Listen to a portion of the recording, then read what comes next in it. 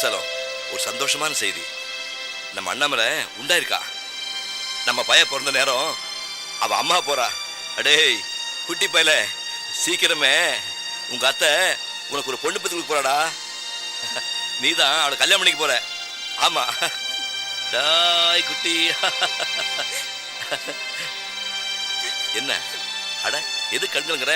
அண்ணாமலை தான் உண்டாயிட்டால.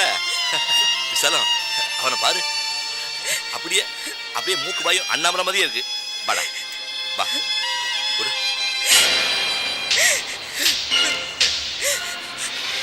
என்ன எந்த உரிமையில நீங்க குழந்தை கேக்குறீங்க? உங்களுக்கு அண்ணாமலை உண்டாயிருக்கா தெரிஞ்சிருக்கு. அவன் நல்லா வாழணும்னு தெரிஞ்சிருக்கு.